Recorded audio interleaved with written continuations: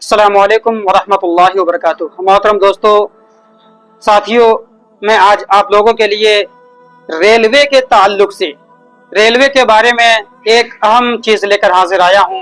मेरे दोस्तों, लोग काफ़ी कंफ्यूज में रहते हैं, काफ़ी कंफ्यूज में हैं कि वाकई रेलवे का कानून बदल चुका है, क्या वाकई बदल चुका है या ये सब फेक है। तो मेरे दोस्तों, आइए, कानून बदल चुका है या फिर ये सब फेक है, ये सारा कुछ मैं आपको बताऊं। बताने से पहले अगर आपने अभी तक मेरे इस चैनल को सब्सक्राइब नहीं करे हैं तो बराए मेहरबानी आप मेरे इस चैनल को जरूर सब्सक्राइब कर लें, वीडियो को लाइक और शेयर जरूर करें ताकि हर एक तक पहुंच जाए। मेरे दोस्तों, देखिए, वेटिंग टिकट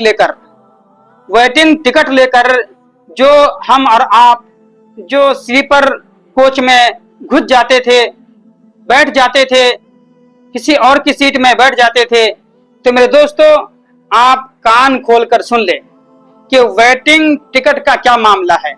मेरे दोस्तों, अगर आप 1 जुलाई 2024 से ये कानून लागू हो चुका है, 1 जुलाई से। तो मेरे दोस्तों, इससे पहले अगर ऑनलाइन टिकट बनाते थे या फिर बनवाते थे वेटिंग टिकट, तो मेरे दोस्तों इसमें क्या होता था कि अगर आपका टिकट कंफर्म हो जाता तो कोई बात नहीं, अगर कंफर्म नहीं होता तो वो खुद ब खुद क्या होता था, कैंसिल हो जाता था। लेकिन मेरे दोस्तों, अब देखिए, अब वेटिंग टिकट का क्या मामला है। अगर आप काउंटर में जाकर, रेलवे स्टेशन में जाकर अगर आप टिकट बनाते हैं, कौन सा, वेटिंग टिकट, तो मेरे दोस्तों वेटिंग टिकट में तब्दीली आ गई है। वो तब्दीली क्या है, वो बदलाव क्या है, आप गौर से सुने। मेरे दोस्तों, ये कोई फेक नहीं है, ये जो आपने सुना है न्यूज और चैनल के जरिए जो आपने सुना है, ये बात हकीकत है कि कुछ इसमें बदलाव जरूर आया है। क्यों बदलाव आया है? इसलिए बदलाव आया है मेरे दोस्तों, अगर कोई शख्स जो है तत्काल टिकट बनवा कर या फिर पहले से टिकट निकलवा कर रखते हैं, तो मेरे दोस्तों उनको सफर करने में काफी तकलीफें और दिक्कत आती थी, इसलिए कि सीट उनकी है, वो काफी दिन पहले से बनवा कर रखे हैं या फिर तत्काल में उन्होंने बनवाया है ज्यादा पैसा देकर।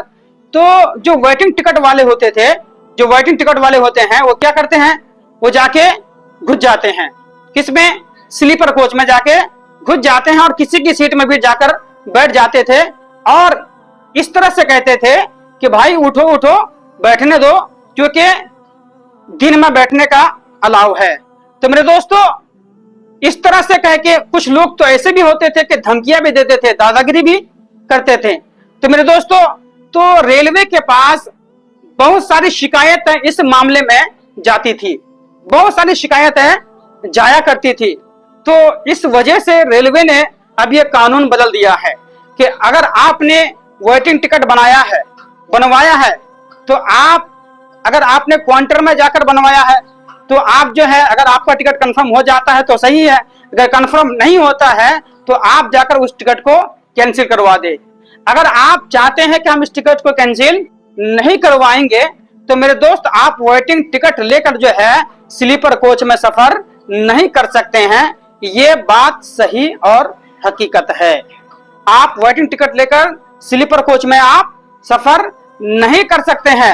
अगर आप कहते हैं कि हम सफर करेंगे तो मेरे दोस्तों आपको उसी वेटिंग टिकट को लेकर आपको जनरल बोगी में जाना पड़ेगा, जनरल बोगी में आपको सफर करना पड़ेगा।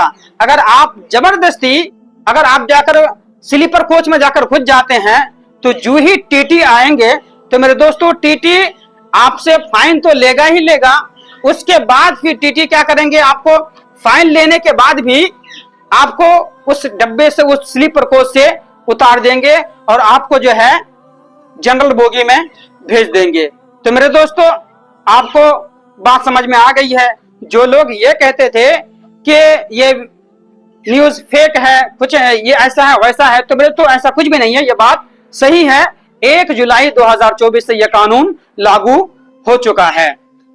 मेरे दोस्तों, इसी तरह से कुछ लोग जो है वेटिंग टिकट लेकर एसी में घुस जाते थे, first AC, third AC, 3 AC, तो थर्ड एसी इसी में घुस जाया करते थे।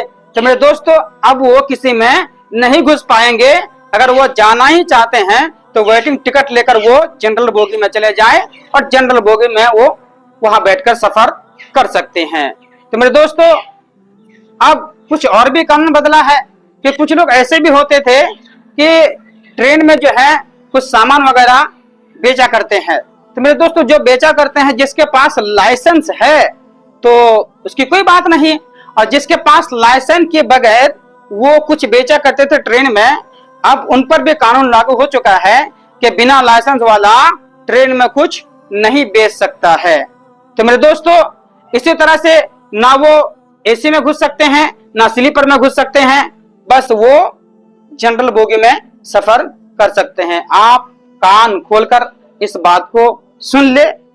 और क्योंकि मेरे बहुत सारे भाई लोग सफर करते हैं तो मैंने सोचा कि मैं अपने चैनल के माध्यम से, अपने चैनल के जरिए मेरे सब्सक्राइबर को मैं ये बात बता दूं ताकि उनको मालूम हो जाए और ताकि उसको परेशानी और दिक्कत का सामना ना करना पड़े। क्योंकि अगर आप सफर करेंगे और स्लीपर कोच में अगर आप घुस जाते हैं तो आपको फाइन भी देना पड़ेगा, जुर्माना भी देना पड़ेगा, हो सकता है कि आपको जेल भी जाना पड़े।